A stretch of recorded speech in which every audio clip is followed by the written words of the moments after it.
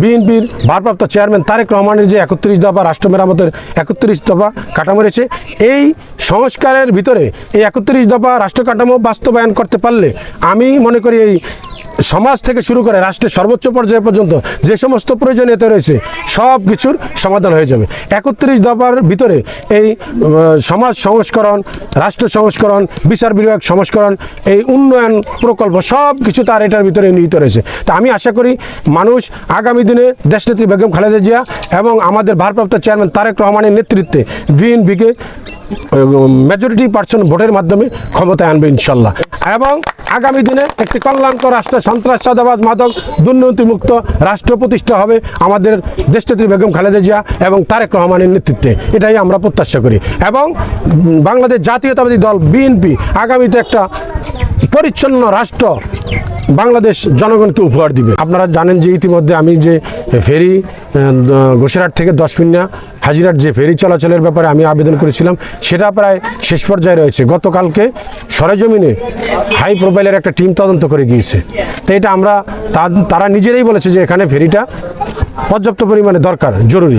আমি মনে করি এটার দ্রুতই সমাধান হবে, এটা হয়ে যাবে। এছাড়া মন্ত্রণালয় থেকে যে চরপেশন উপজেলার যে সমস্ত নদী কবলিত ভাঙ্গনের এলাকা রয়েছে সেটা রোধ করার জন্য আমি প্রয়োজনীয় ব্যবস্থা করেন, যেখানে নদী বাদ দেওয়ার দরকার অথবা যেখানে ব্লক দেওয়া দরকার, আমি বলছি যে কোনো প্রয়োজনীয় ব্যবস্থা করার জন্য।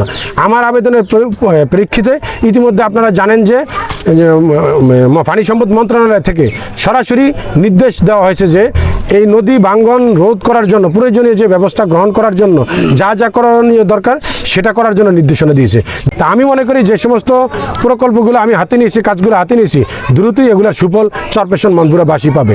এছাড়াও যে আমি স্থানীয় সরকার মন্ত্রণালয়ে আমি কথা বলেছি, আমি এবার যাওয়ার পরে যে সমস্ত কাঁচা রাস্তা রয়েছে পাকা রাস্তাগুলো পুনর্নির্মাণ এবং নতুন রাস্তা নির্মাণের ব্যাপারে আমি পদক্ষেপ নেব ইনশাল্লাহ। তা আমি চেষ্টা করব বাকিটা সফল হব।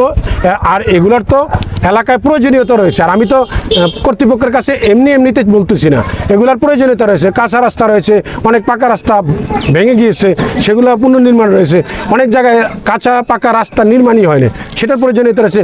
এছাড়া আমি আর একটু জানি রাখি, চরপেশন মনপুরে আমি 6টা প্রতিষ্ঠান নতুন বিল্ডিংয়ের জন্য প্রায় শেষ পর্যায়ে অর্থ বরাদ্দের জন্য আছে। তা আমি এটা নির্বাচনী কথা না, আমি বলবো এলাকার উন্নয়নের জন্য আমি এলাকার সন্তান হিসাবে আমি এই যে সমস্ত উন্নয়নমূলক কাজ আছে এগুলা আমি প্রয়োজনীয় যে সমস্ত যথাযথ কর্তৃপক্ষ আছে তাদেরকে উপস্থাপন করব এবং দ্রুত সময়ের ভিতরে তারা এই ফলাফলগুলো পাবে।